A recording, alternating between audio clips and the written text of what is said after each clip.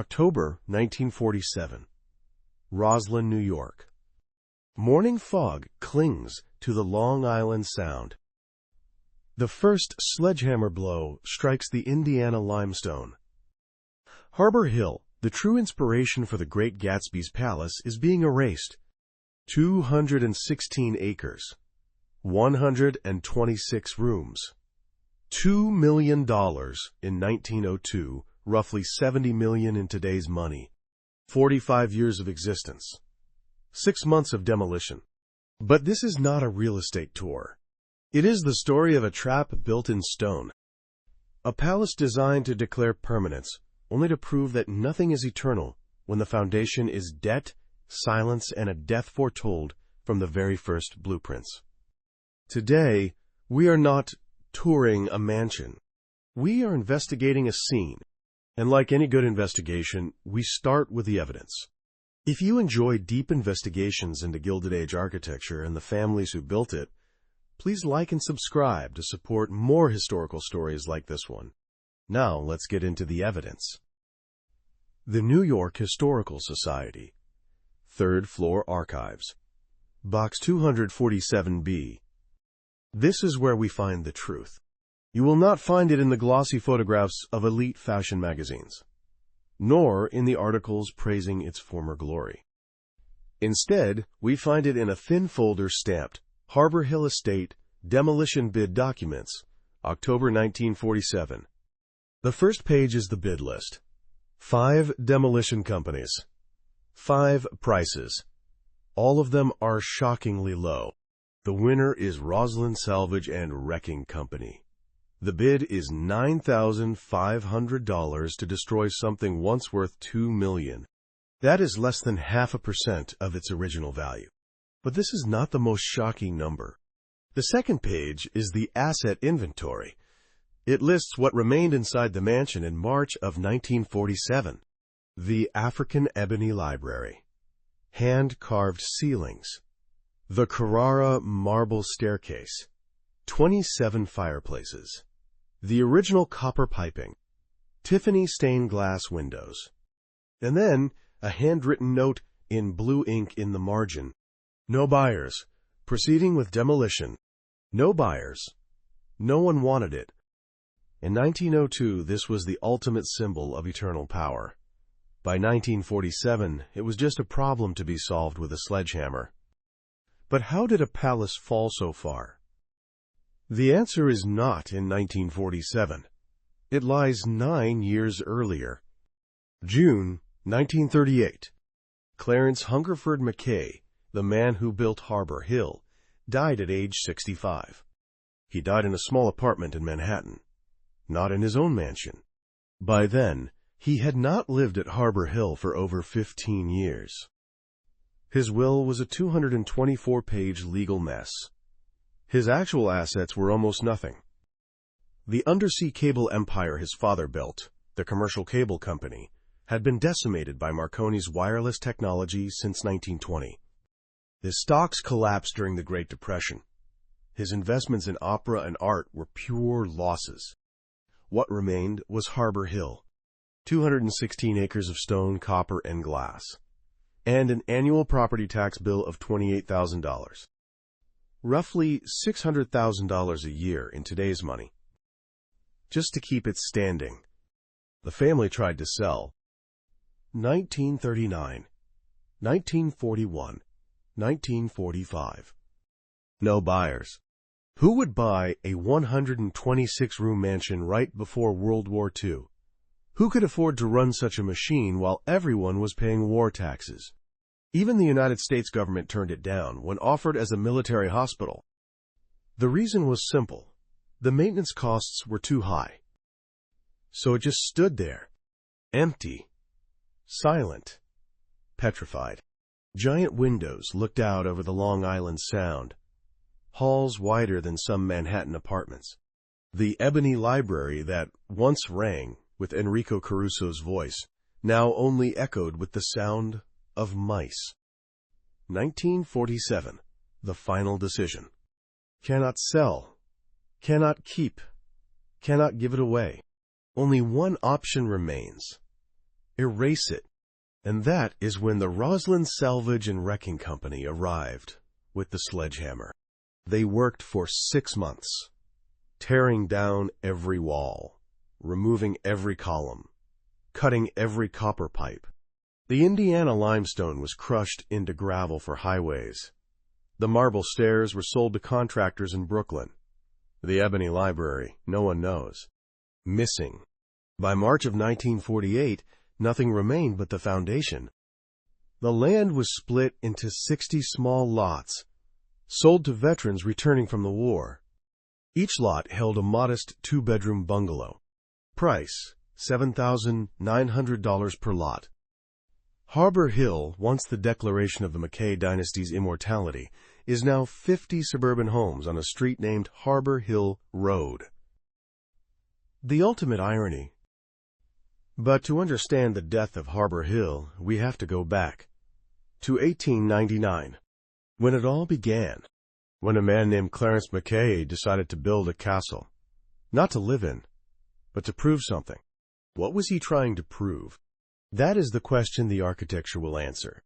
Clarence Hungerford McKay, born in 1874, son of John William McKay, an Irish miner who became the king of undersea cables. Clarence did not build the empire himself. He inherited it, and that was the problem. In New York high society of 1899, there were 2 kinds of wealth. Old money, families like the Vanderbilts or the Astors, wealthy for generations. Their names were the bloodline of the opera guest lists. Then there was new money, self-made men like Andrew Carnegie or J.P. Morgan. They built empires from nothing. Clarence McKay fit neither group. He was second generation, the son of new money, too rich to ignore, but not purebred enough to be accepted. His father mined silver in California. His mother was the daughter of an iron worker. In the ballrooms of Mrs. Caroline Astor, that meant one thing: they are not our kind. So Clarence married Catherine Dewar. It was a stroke of genius. Catherine was not just beautiful. She was old money. Her father, William Dewar, was the grandson of a New York Supreme Court judge. Her lineage traced back to Alexander Hamilton. When Clarence married Catherine in 1898, he did not just marry a woman. He bought a ticket into high society. But Catherine had her own issues. She was 26 when they wed, old by the standards of the day. The Dewars still had the name, but they were nearly broke. They lived in a small Manhattan townhouse. Elegant, but tiny. Catherine grew up in drawing rooms filled with talk of art and philosophy. But she never had a mansion. She never hosted the parties that Mrs. Caroline Astor would be forced to attend. She had the pedigree, but she lacked the stage. So in 1899, they made a decision. They bought 216 acres in Roslyn, Long Island, the North Shore, the place history would call the Gold Coast. They would build a mansion that would force high society to acknowledge them, not by asking permission, but by overwhelming them. To do this, they needed an architect who understood the language of power. Stanford White, a partner at McKim, Mead & White, the most famous firm in America. White had designed Madison Square Garden, the Washington Square Arch, dozens of mansions for the elite. He knew how to turn stone into a political statement. The first meeting happened in May of 1899. White brought a sketchbook and a single question. "What do you want this to say?" Clarence answered, "That we belong here, that we are eternal." Catherine answered, "That I am more than just a rich man's wife. I am the mistress of a dynasty." White nodded, and he began to draw. What White designed was not a house. It was a stonework rebuttal. Every architectural choice was an answer to a specific insecurity: fear of being seen as mediocre. White designed a facade 400 feet long, longer than the White House. Fear of being seen as uncultured. An African ebony library with ceilings hand-carved by Swiss woodworkers. a direct mimic of the Vatican. Fear of being seen as lacking European lineage. Corinthian columns imported directly from Italy. Just like the Pantheon in Rome. Catherine's fear of being eclipsed by her husband. White created a private salon for the lady of the house. It was larger than the main living room, with its own garden entrance. Katherine could host tea without Clarence ever being seen. Every room was a psychological shield. Every column was a defensive declaration. The mansion was not designed for living. It was designed for battle. And White encoded all of this into a number. The golden ratio. 1.61, 8:1. This ratio appears in the Parthenon, in the pyramids of Giza, in the paintings of Leonardo da Vinci. White used it everywhere at Harbor Hill. The height of the columns compared to their width. 1.618:1. The size of the large windows compared to the small ones. 1.618:1. The length of the grand hall compared to its width. 1.618:1. Why? Because the golden ratio creates a subconscious sense of perfect harmony. When you step into Harbor Hill, your brain registers. This is a place of balance, of order, of legitimate power, even if you do not know why. It is mathematical propaganda. The final blueprints were completed in November 1899. 126 rooms, 3 stories, 2 wings. Estimated cost, $2 million, roughly $70 million in today's money. Clarence signed the first check in December. Katherine chose the spot for the cornerstone. And Stanford White went back to his office in Manhattan knowing he had designed a masterpiece. Or a trap. Only time would tell. But to turn these drawings into reality, they needed more than an architect. They needed an army. Not an army of generals, but an army of hands. And that is where the story truly begins. January 1900. Temperature 15 degrees below freezing.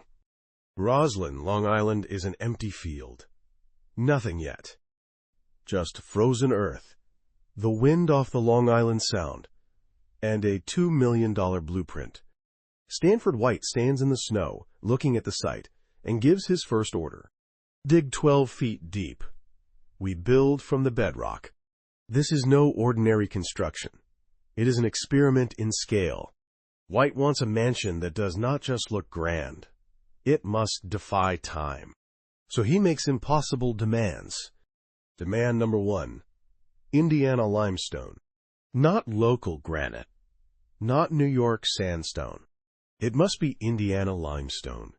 That creamy stone from the quarries in Bedford, Indiana. Why?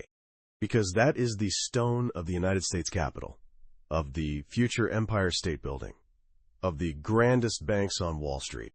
It is the stone of institutional power. But there is a problem. Bedford, Indiana is 900 miles from Roslyn, New York. Transporting the stone, 800 tons of limestone cut into blocks weighing 3,000 pounds each.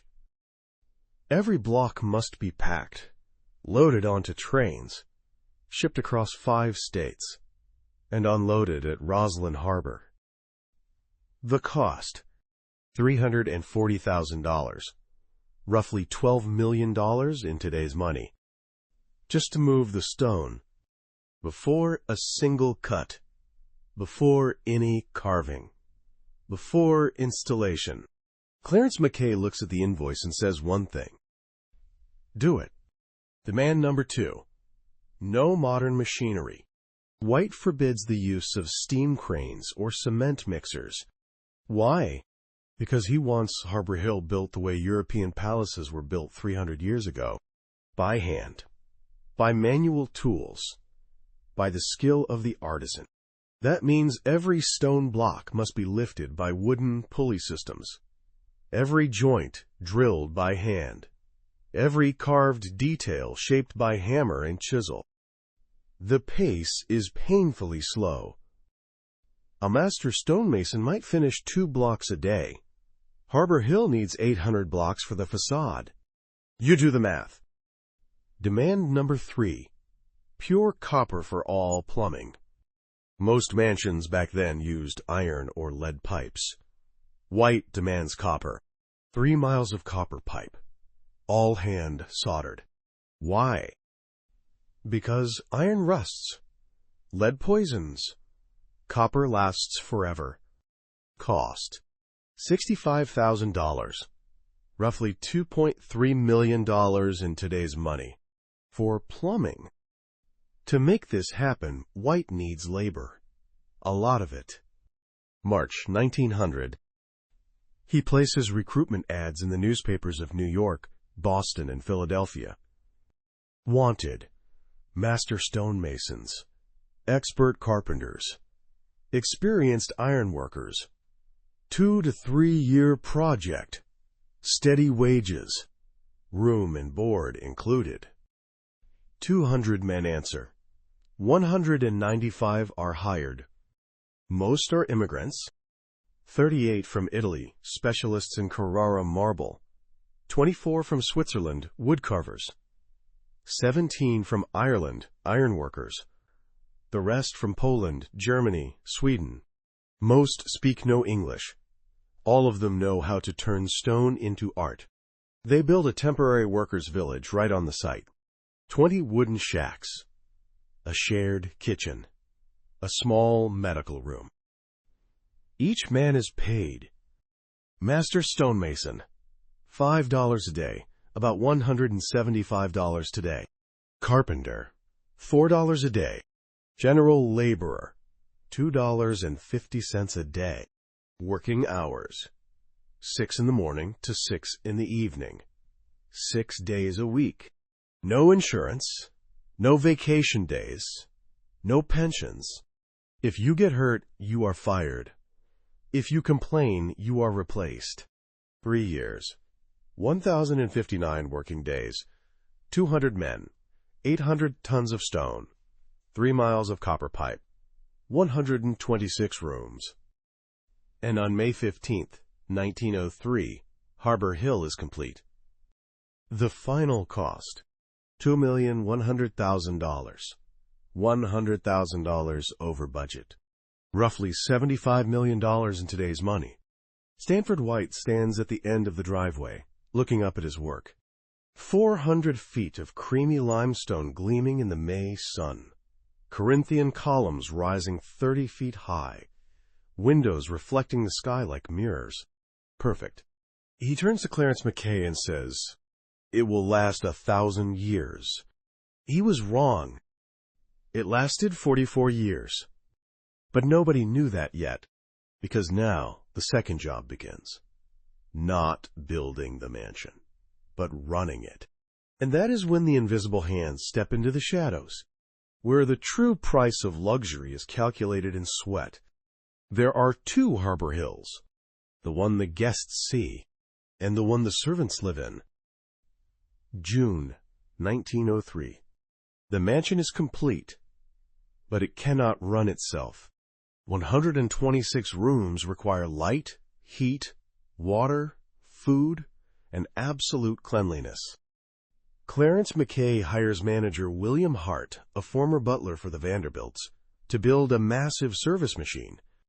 Hart creates the list: a head butler, a head chef, 3 sous chefs, 4 valets, 6 gardeners, 5 laundrymaids. A total of 38 people. 38 human beings living inside Harbor Hill just to make the McKay family feel as though this palace runs on magic. The annual payroll. Head butler Charles Brennan, $1,200 a year, roughly $42,000 today. Head chef Auguste Villard, $900 a year. Chambermaids, $300 a year, roughly $10,000 in today's money. Total payroll, $25,000 a year.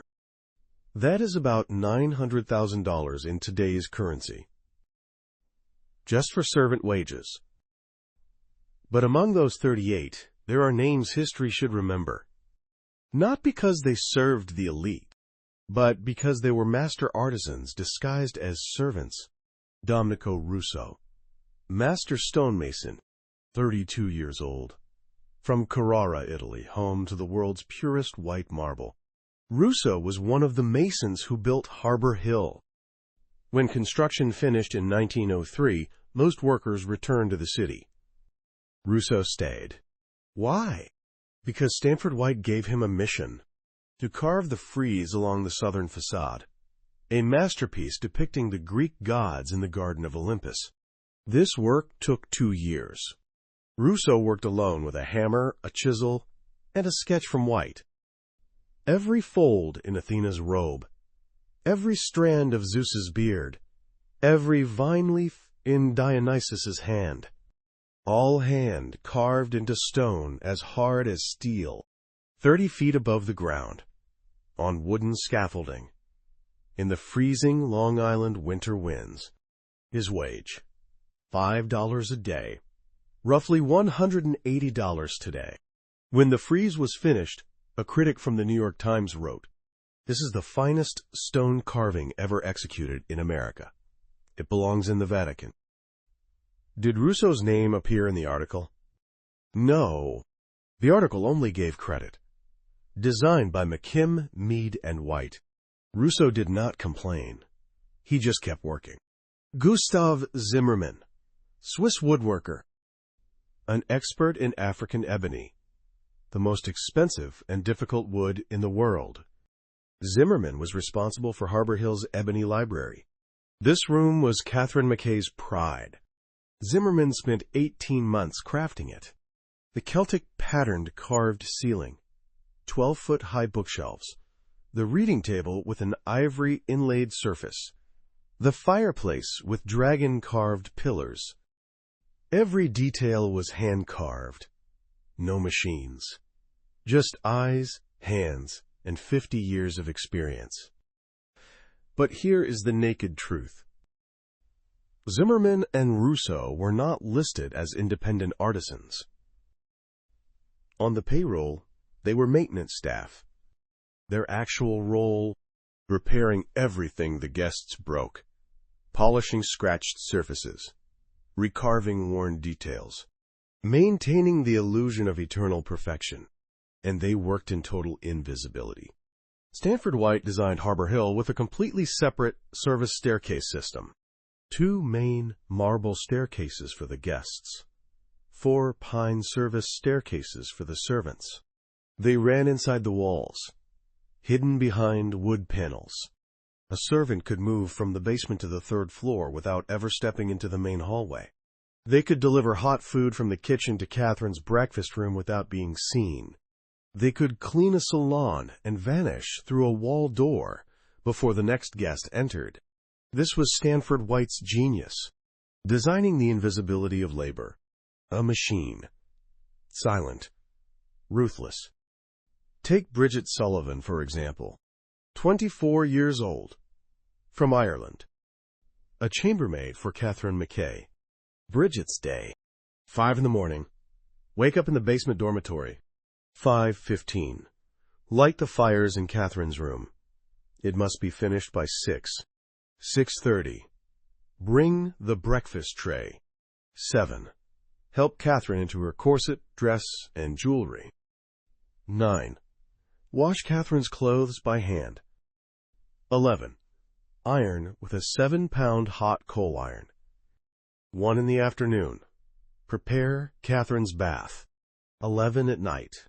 Finally return to the shared bedroom after 18 hours of work. Wage: $240 a year, roughly $8,500 today. Vacation: 1 day a month. In 1915, when Bridget was 48, her hands were swollen with arthritis. She could not hold the iron anymore. She was fired. No pension. No thank you. She returned to Ireland. No one knows what became of her. Her name does not appear in any history book of Harbor Hill. Until now, the payroll reveals the truth.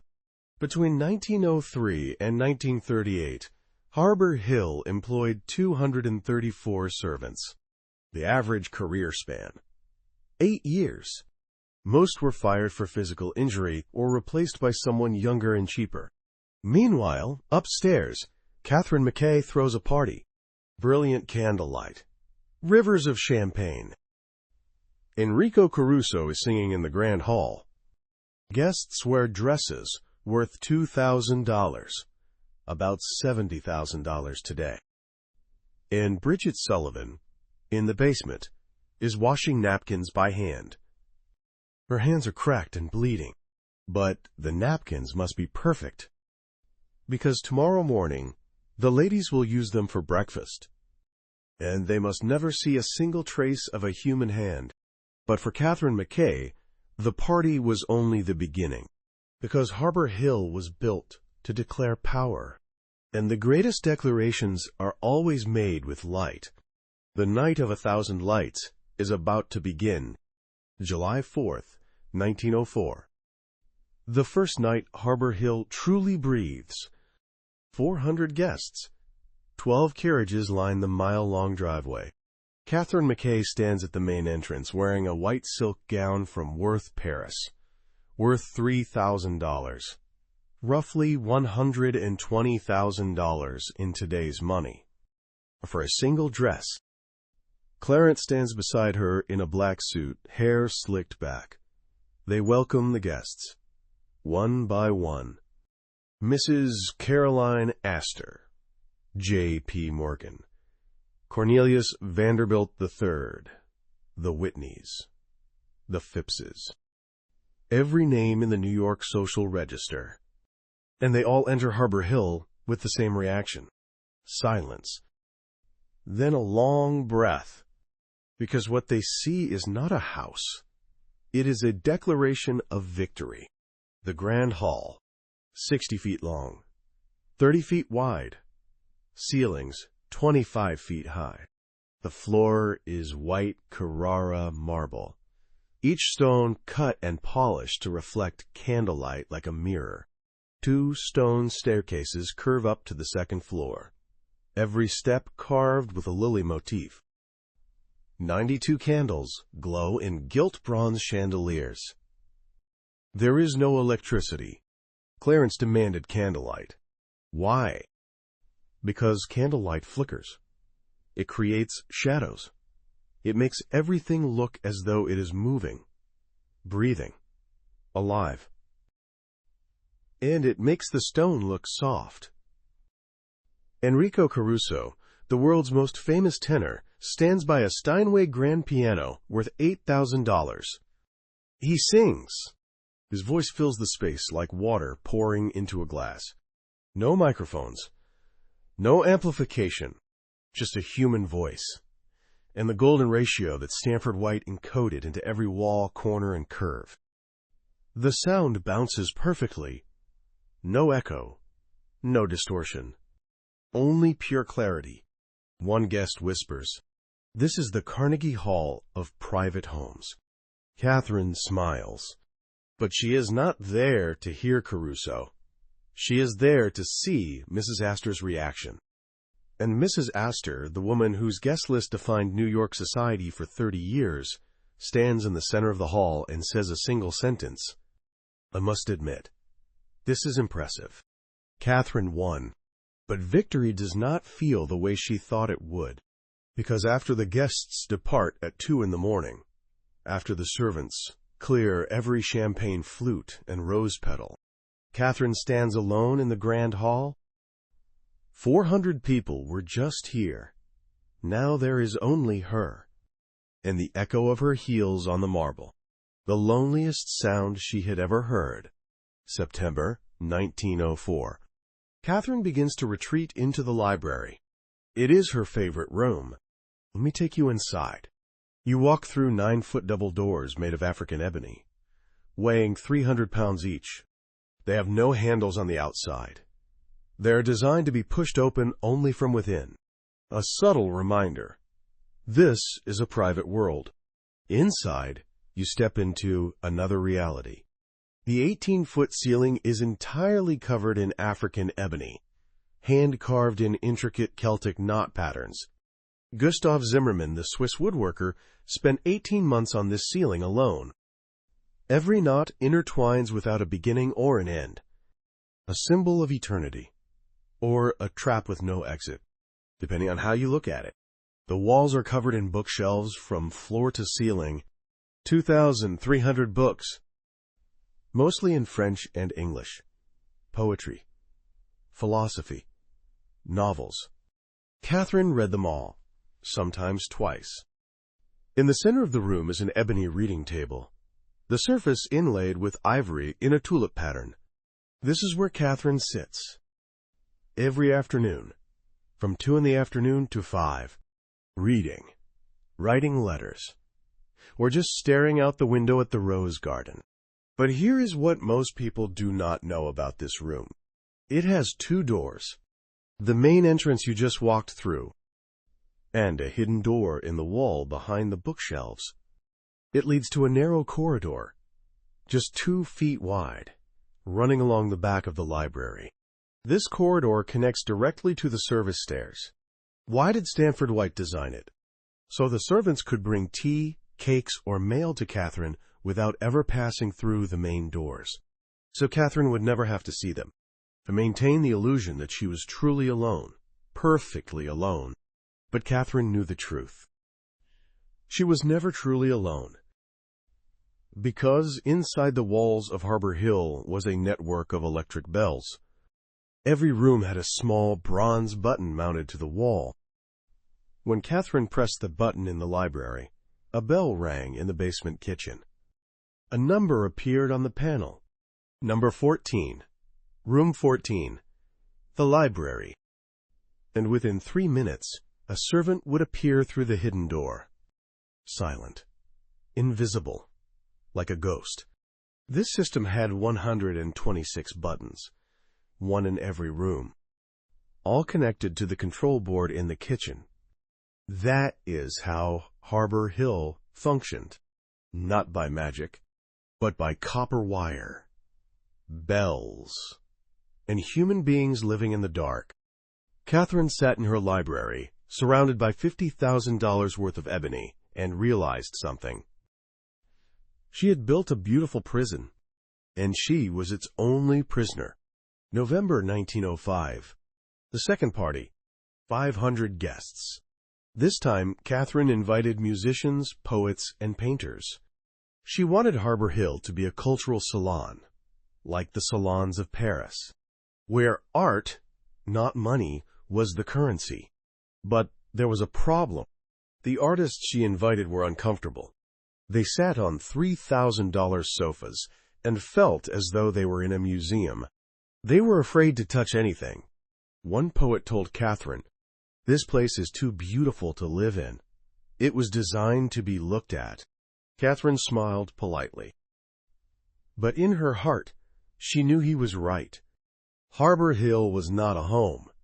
It was a tomb for living ambitions, and she was being buried inside it, slowly, one party at a time. Meanwhile, in Clarence's Manhattan office, a crisis was brewing. A crisis Katherine knew nothing about. A crisis that would turn Harbor Hill from a symbol of power into an unbearable burden. And it all began with a sound. The static hiss of radio waves. The sound of the future, drowning out the rhythmic ticking of the telegraph cables. The sound of the past, the sound of the McKay fortune. And no one could stop it, because in 1906, a man named Guglielmo Marconi proved something Clarence McKay feared most. You do not need cables at the bottom of the ocean to send messages across the sea. You only need the air, and the air is free. To understand why Harbor Hill became a crushing burden, you must understand the empire it was built upon. The Commercial Cable Company, founded by John William McKay, Clarence's father, in 1884. This was not a phone company. It was a transatlantic telegraph company. And in 1900, it was one of the most profitable companies on Earth. Why? Because if you wanted to send a message from New York to London in 1900, You had three choices. 1. Send a letter by steamship. 14 days. 2. Send a telegram through the Western Union network, through the Pacific, through Asia. 32 days. 3. Use the subsea telegraph cables of the commercial cable company. 12 hours. The cost for option 3. $5 for 10 words. That is roughly $180 in today's money, just to send one sentence. But the banks paid. The corporations paid. The governments paid. Because speed is power, and the commercial cable company controlled the speed. In 1902, when Clarence finished Harbor Hill, his company earned $3 million in annual profit. That is roughly $120 million today, all from copper wires lying at the bottom of the ocean. Clarence owned 42% of the stock. His annual dividend, $1,200,000. Enough to pay for Harbor Hill, enough for the parties, enough for the 38 servants. Forever, or so he thought. In 1901, a man named Guglielmo Marconi stood on a hill in Cornwall, England. He had a 150-foot-tall antenna, a coal-powered generator, and a mad dream. He wanted to send wireless signals across the Atlantic. No cables, no wires, only electromagnetic waves. Everyone called him a fool. Radio waves only worked for a few miles. The Atlantic was 3,000 miles wide. The Earth is curved. Waves go straight. Impossible. On December 12, 1901, Marconi received a signal from Newfoundland, Canada. 3 Morse code letters. SOS. 3,000 miles. No wires. The world changed. But Clarence McKay did not believe it. He told his board of directors, "This is just a laboratory experiment. It can never replace a reliable system like our cables." He was wrong. This is where technology becomes ruthless. Let us compare the two systems. The McKay cable system. Cost to build a new cable line from New York to London. $2 million. Roughly $70 million today. Installation time. 2 years. Annual maintenance. $300,000 to repair cables damaged by anchors or seaquakes. Lifespan. 15 years before total replacement. Staff. 120 engineers, electricians, and divers. Now the Marconi wireless system. Cost to build a transmission station. $30,000. Roughly $1 million today. Installation time. 6 months. Annual maintenance. $5,000 just to replace vacuum tubes and antenna wires. Lifespan. Unlimited. Nothing is underwater to break. Staff. 12 radio technicians. The cost ratio. 1:67. Marconi could build 67 stations for the price of one McKay cable line. And here is what killed the commercial cable company. Marconi's price. $1 for 10 words. 1/5 of McKay's price. By 1907, the banks switched to Marconi. By 1910, the shipping lines switched to Marconi. In 1912, when the Titanic sank, the SOS signals were sent via Marconi wireless, not McKay cables. And the whole world knew which technology was the future. The stock price of the commercial cable company in 1902, $120 per share. By 1920, $8 per share. A 93% collapse. Clarence McKay's fortune in 1902, $50 million. By 1920, $3 million. And Harbor Hill, the house built with cable money, suddenly became a relic of obsolete technology. $2 million of stone and copper, sitting on 216 acres, costing $28,000 a year just to exist. A monument to hubris. A daily reminder that his empire was dying. And there was nothing Clarence McKay could do to stop it, because you cannot fight the future. You can only become obsolete. Slowly. And then you disappear. But while the financial empire was collapsing, something else was also disintegrating. The marriage. Because Katherine McKay was learning a lesson many Gilded Age women had learned. A mansion cannot save a marriage. It only provides more rooms to hide from one another. March 1914. Katherine McKay disappears. Not literally. She still lives inside Harbor Hill, but she is no longer seen in the Grand Hall. She no longer hosts the parties. She no longer stands beside Clarence to welcome the guests. She retreats into the ebony library, and there she stays. Day after day, week after week, month after month. The servants bring her food through the hidden door. She eats alone. She reads alone. She sleeps on the green velvet chaise longue. Clarence knocks on the door. She does not answer. He knocks again. She speaks through the wood. I am not feeling well. But that is not the truth. The truth is that Katherine had realized something many wealthy women of that era eventually discovered. A massive house does not make a marriage larger. It only makes the distance easier to hide. Harbor Hill has 126 rooms. Katherine and Clarence could live in the same building for weeks without ever crossing paths. And so they did. November 1914. Katherine leaves Harbor Hill. No announcement. No public explanation.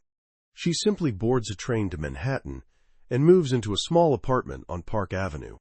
A 4-room apartment. No live-in servants. No electric bell system. No hidden service stairs. Just 4 walls. And a silence she can control. For the first time in 16 years, Katherine felt as though she could breathe. Clarence did not try to convince her to return. Perhaps he was relieved. Perhaps he was tired of living with a woman who had vanished into the very house they built to prove they belonged together. The official divorce would not come until 1928. But the marriage died in 1914. It died in an ebony room, amidst 2,300 books that no one else read. April 1917.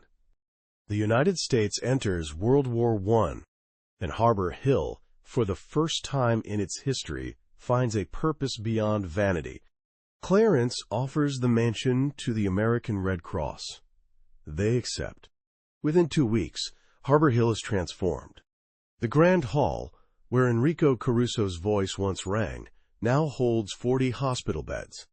The ebony library, where Katherine once hid, becomes an operating theater. The bookshelves are cleared. The reading table is replaced by a steel surgical table. The hand-carved Celtic knots look down at young men losing their limbs. The great dining room becomes a hospital kitchen. Katherine's salon becomes a bandaging room. The bedrooms become recovery wards. And for the first time since 1903, Harbor Hill is filled with voices. Not the laughter of parties, but the moans of wounded men, the hurried footsteps of nurses, the clatter of metal against surgical trays, the sound of life, real people doing real things, not an illusion. Between 1917 and 1919, Harbor Hill treated 2,362 soldiers. Most were wounded in the limbs by artillery fire. Some were victims of poison gas. Some suffered from shell shock, sitting silently in rooms overlooking the rose garden, not speaking, not eating, just staring. 321 men died inside Harbor Hill. They were buried at the Long Island National Cemetery, but their names were etched into a bronze plaque installed in the Grand Hall. Clarence paid for that plaque, and for the first time in his life, he felt Harbor Hill had meaning, not as a declaration of power, but as a sanctuary, a place where stone and copper actually protected people. But when the war ended in November 1918, the nurses left. The beds were cleared. The surgical tables were hauled away. The bronze plaque remained, and Harbor Hill returned to its natural state. Empty, silent, petrified. Clarence stood alone in the grand hall, looking up at the 25-foot ceiling, and realized something. During the 2 years of war, when the mansion was filled with the wounded and the dying, he felt more purpose than at any point in the 15 years before. And now, with it empty once more, he felt hollow. Harbor Hill was built to be filled with people, but it was never designed to hold them. It was too large, too cold, too perfect. Humans need imperfection to feel at home, and Harbor Hill had nothing imperfect, except for the people who lived within it. But while Clarence faced the void, something else was happening on Long Island. A young writer named F. Scott Fitzgerald was driving along the North Shore, looking at the glowing mansions, taking notes. He was writing a novel about a man named Gatsby, about a mansion on the shore, about grand parties and hollow dreams. And although Fitzgerald never named Harbor Hill, everyone knew what he was writing about. Because some stories are too big to keep secret, even when they are hidden behind 216 acres and 3-foot thick walls. Summer 1922. Francis Scott Fitzgerald, 26 years old, rents a small house in Great Neck, Long Island. It is not a mansion. It is a house. 2 bedrooms, $40 a month in rent. But from his back window he can see them. The palaces, Harbor Hill, Oheka Castle, Winfield Hall, Westbury House, the castles of the Gold Coast. At night, they glowed like ocean liners anchored on dry land. Lights from 100 windows, music from the orchestras, laughter from parties that stretched until 3 in the morning. Fitzgerald sits at his small typewriter and writes. He is writing a novel about a man named J. Gatsby, a man who builds a massive mansion just to impress a woman, a man who throws extravagant parties he does not attend, a man who believes that if he is rich enough, he can rewrite the past. Fitzgerald never met Clarence McKay. He never stepped foot inside Harbor Hill, but he did not need to, because he understood what Clarence would not realize until it was too late. A mansion is not a home. It is a declaration. And declarations always reveal more about desperation than confidence. The book was published in April 1925. The title, The Great Gatsby. It sold 20,000 copies in its first year. A commercial failure. Fitzgerald died in 1940. Believing he had failed as a writer. But he was wrong, because after World War II, something happened. Universities began teaching The Great Gatsby. Literary critics began writing about it. Students began reading it. Slowly, the novel entered the American consciousness. By 1960, it had sold 2 million copies. By the year 2000, 50 million copies. Today, it is one of the most widely read novels in American history. And every time someone reads it, they imagine a mansion on the Long Island shore. Most of them are thinking of Harbor Hill, even if they do not know its name. Here is the strange truth about literature. Clarence McKay spent $2 million, roughly $75 million today, to build a mansion that would make him immortal. Harbor Hill lasted 44 years. Now it is gone. Fitzgerald spent 2 years writing a novel about a fictional mansion. He was paid $8,000 in royalties. That book still exists 100 years later, and it will exist for 100 more. Who won? The man with the real mansion, or the man with the fictional one? In 1947, as Harbor Hill was being demolished, a college student in Boston read The Great Gatsby for the first time. He wrote in his essay, Gatsby believed he could buy the future by building a mansion big enough. But the future is not for sale. It is only rented. And the rent is always going up. The professor gave him an A. That student, years later, became a professor of literature himself. He taught The Great Gatsby to thousands of students. None of them knew Harbor Hill ever existed. But all of them knew Gatsby's mansion. This is the ultimate irony of Harbor Hill. Clarence McKay built it to become immortal. But immortality only came to the shadow of its image. A fictional version, written by a poor man, living in a small house, staring at the lights, and understanding what Clarence never did. That the best way to be remembered is not to build with stone. It is to build with words. Because stone cracks. Copper corrodes. Glass breaks. But a good story lives forever. Even when it is not real. Especially when it is not real. Because sometimes fiction is more truthful than truth.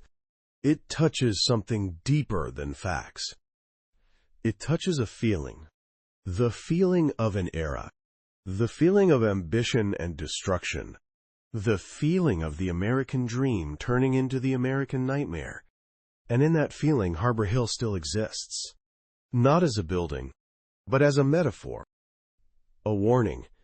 A cautionary tale about what happens when you build a shrine to your ego and call it a home. But while Fitzgerald wrote about the dream, Clarence McKay was living the nightmare. Because in 1929, something happened that turned Harbor Hill from an expensive burden into something entirely unsustainable. The stock market crashed. The Great Depression began. And suddenly a 126-room mansion was no longer just a luxury. It was a crime.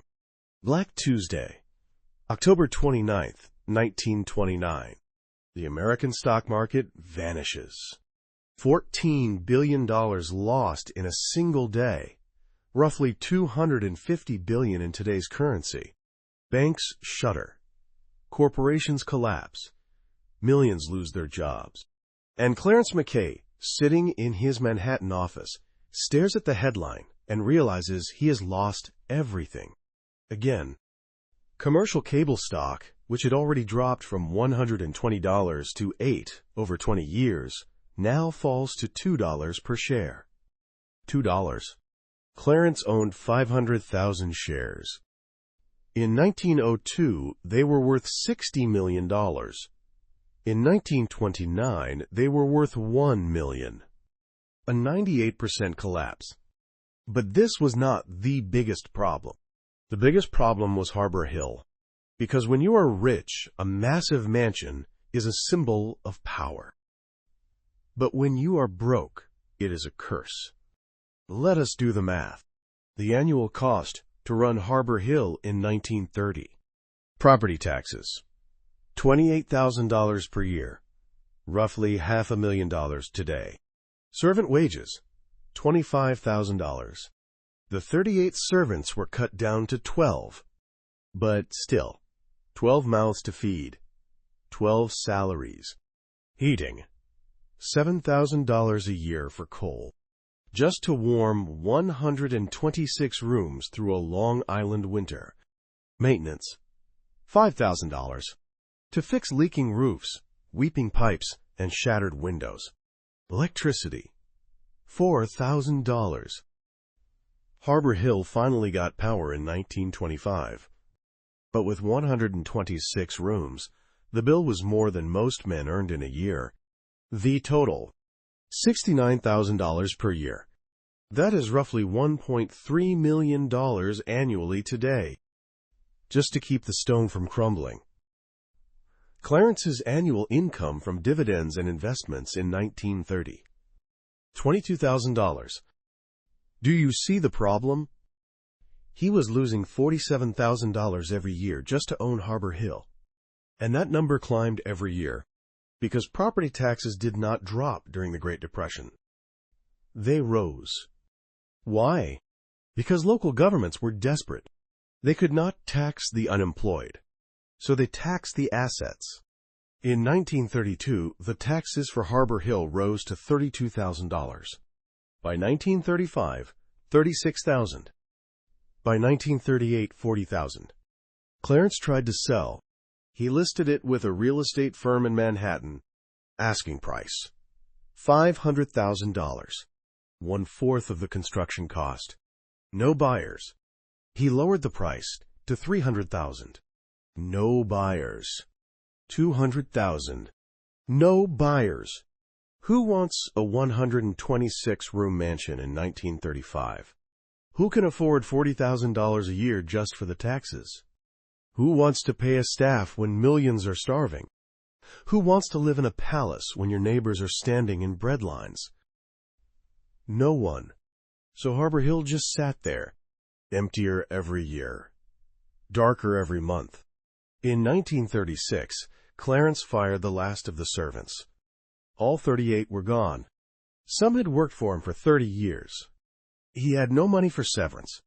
He simply handed them a check for the final month and said, "I am sorry."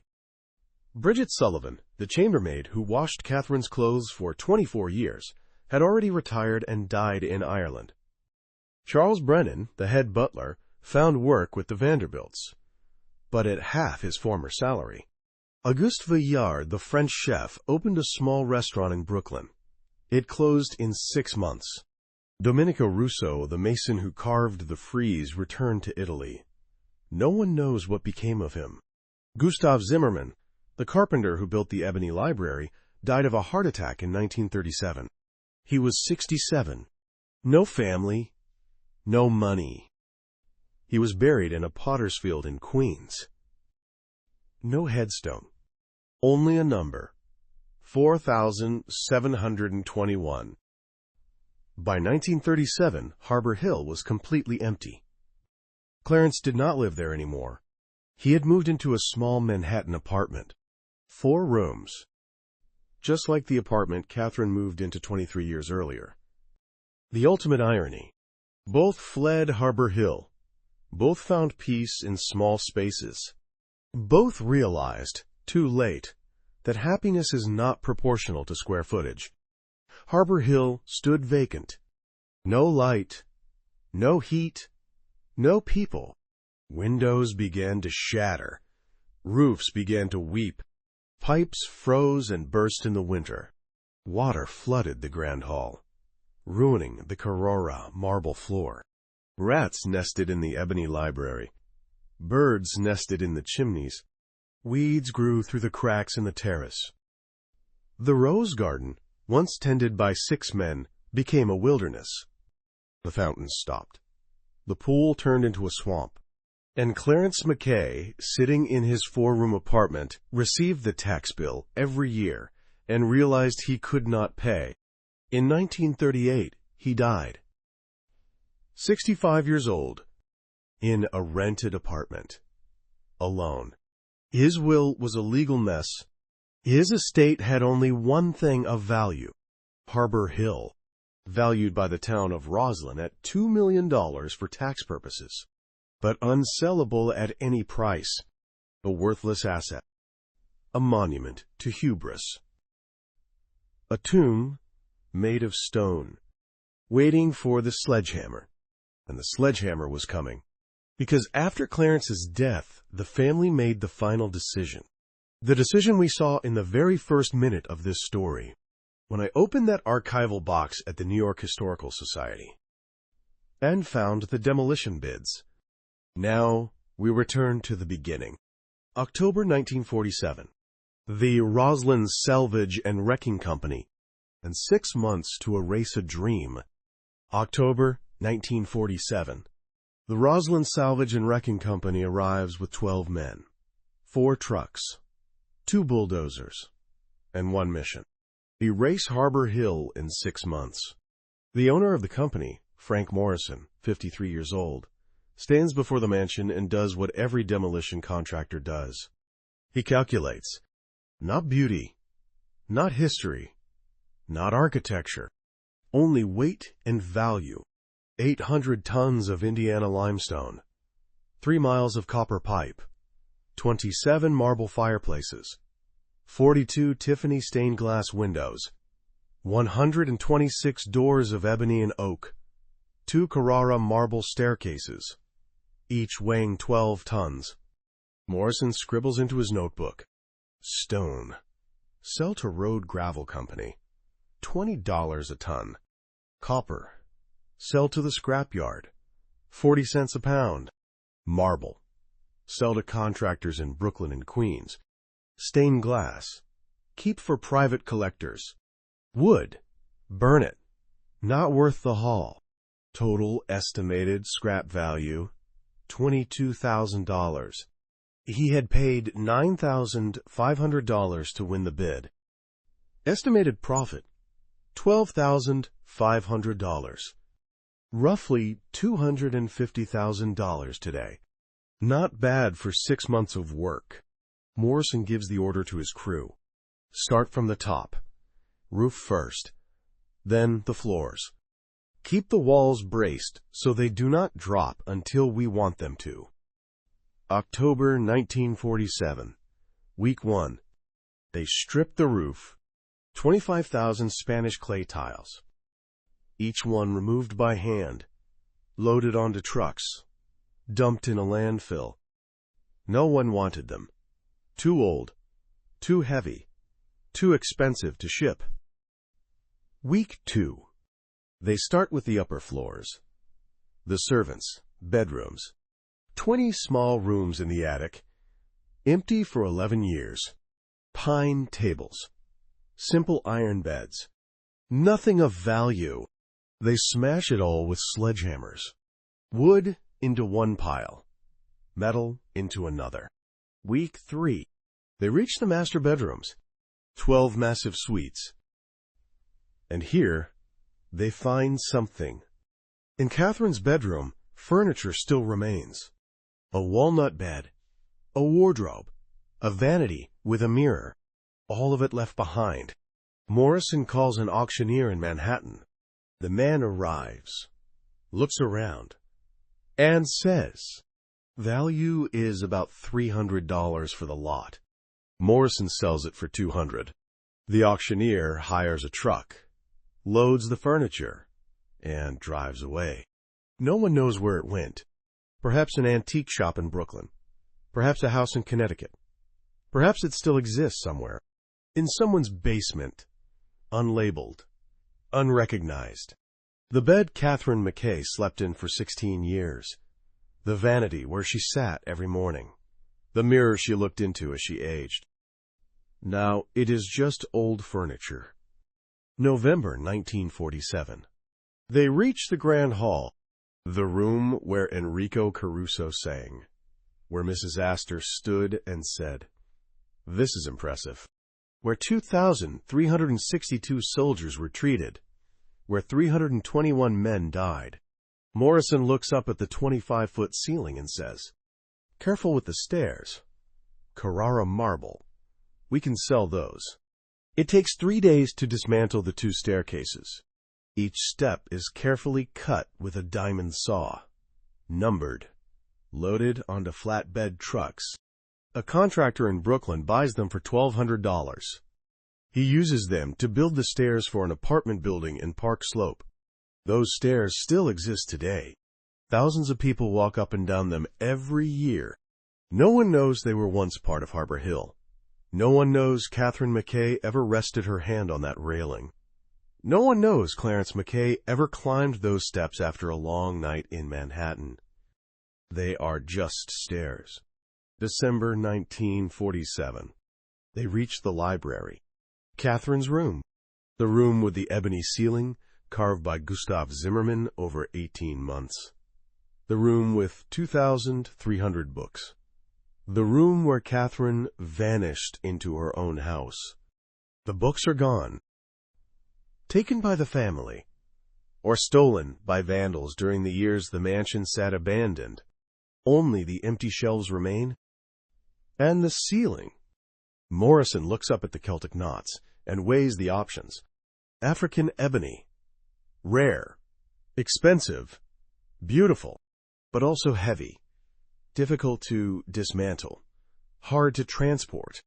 And no one is buying ebony in 1947. Everyone is building new homes. They want pine, plywood, cheap, light, modern. No one wants the ornate carvings of the Gilded Age. Morrison makes the call. Burn it. It takes 2 days to cut the ceiling into pieces small enough to fit into the incinerator. 18 months of Gustav Zimmermann's life work. The craftsmanship of a master. Wood from Africa, shipped across the ocean, carved by hands and eyes with 50 years of experience, into ash in 6 hours. No one saved it. No one photographed it. No one recorded it. It simply disappeared, as if it never existed. March 1948. The final week. Only the foundations remain. The 3-foot-thick walls. Indiana limestone. Morrison brings in the bulldozers. In 3 days, they push the walls down, crush them into mounds of debris, load them onto trucks, sell them to a road paving company. Indiana limestone from Bedford, Indiana, shipped 900 miles to Long Island, carved into a palace. Now, it is gravel for Route 25A. You drive on it every day. Under your wheels is Harbor Hill, crushed, compressed, forgotten. April 1948. The job is complete.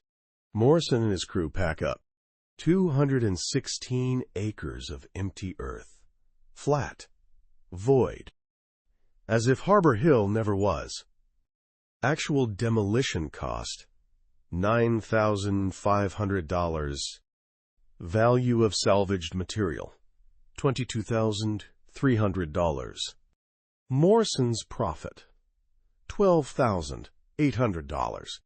He retired the next year, bought a small house in Florida, lived to 82, never spoke of Harbor Hill again. To him, it was just a job. June 1948. The land is sold. A developer named William Levitt buys the entire 216 acres for $75,000. He splits it into 50 lots, each lot about 4 acres. He builds 50 houses, each one identical. 2 bedrooms, 1 bathroom, small kitchen, living room, 1 car garage. Each house costs $7,900. Roughly $100,000 today. Levitt sells them all in 6 months, mostly to veterans returning from World War II. Young men with young wives and babies. They move in during the spring of 1949. They plant grass. They plant trees. They build white picket fences. They buy cars. They have more children. They live the ordinary lives of the new American dream. And none of them know that beneath their grass is the foundation of a palace. That their children are playing where Katherine McKay once walked in her rose garden. That their garages stand where the Grand Hall once rang with Caruso's voice. That the road they drive to their house is the mile-long driveway that once held Mrs. Astor's carriage. Harbor Hill did not die. It simply became something else. 50 small lives instead of 1 big one. 50 humble dreams instead of 1 grand ambition. And perhaps that is the better end, because those small houses are still standing today. 75 years later, while the palace only lasted 44.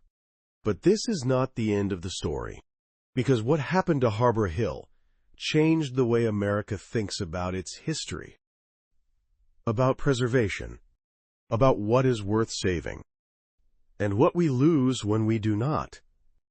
18 years after Harbor Hill vanished, another icon disappeared. Pennsylvania Station in New York City.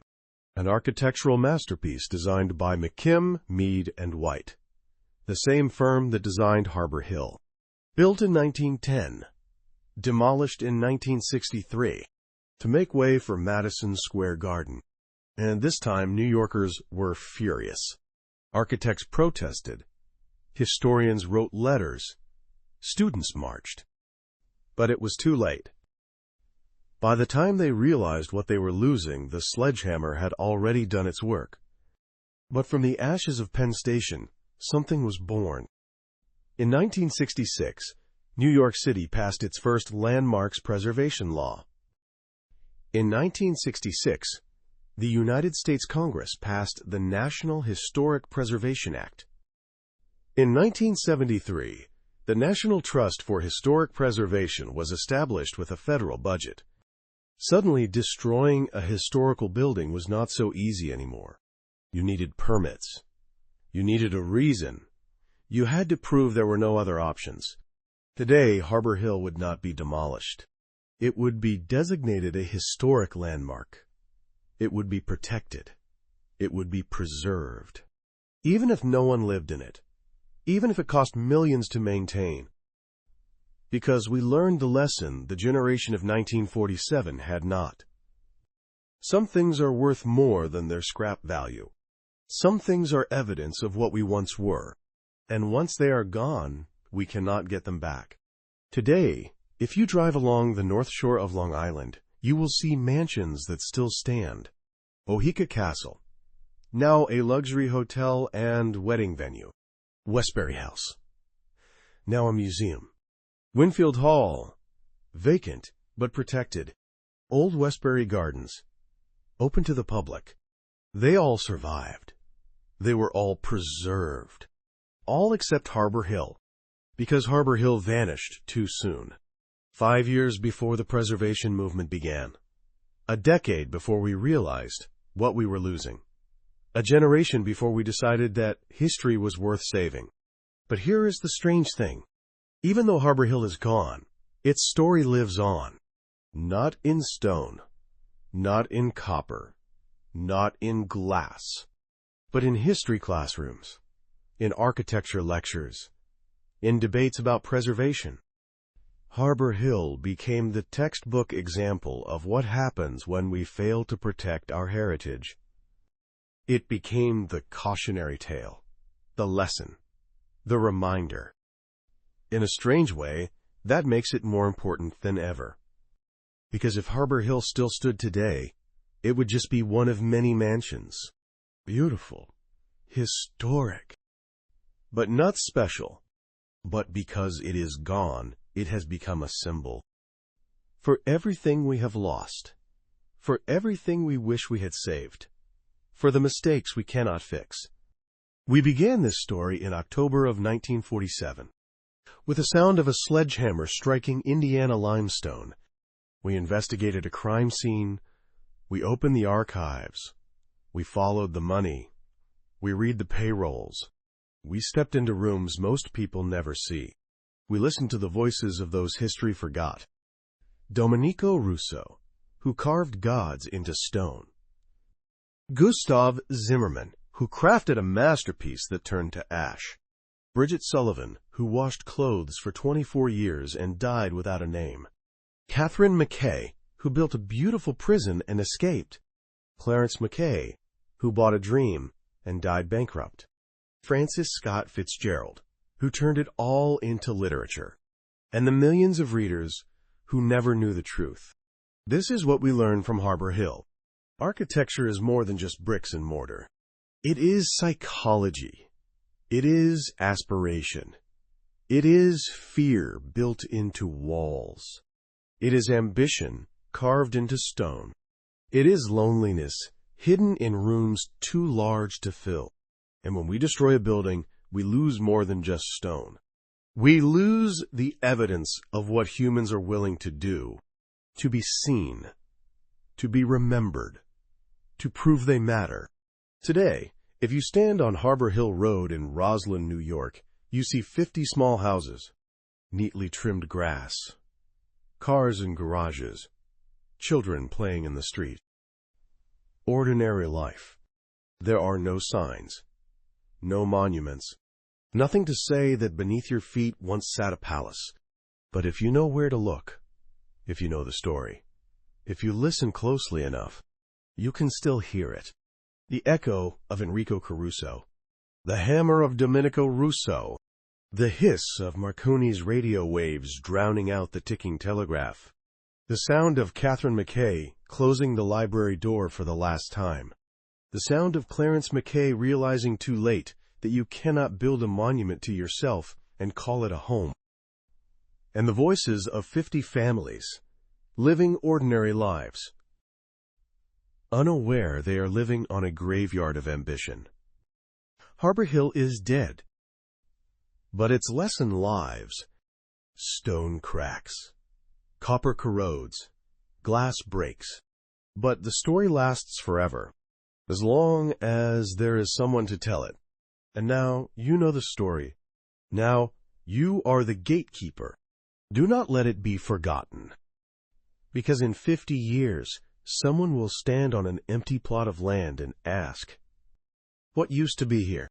And the answer depends on whether we remember, whether we protect, whether we tell the story before the sledgehammer falls. If you enjoy these historical investigations, if you believe these stories deserve to be told, please subscribe to this channel, because every week we investigate another scene. We open another archive. We find the truth that someone tried to bury, and we make sure it is not forgotten.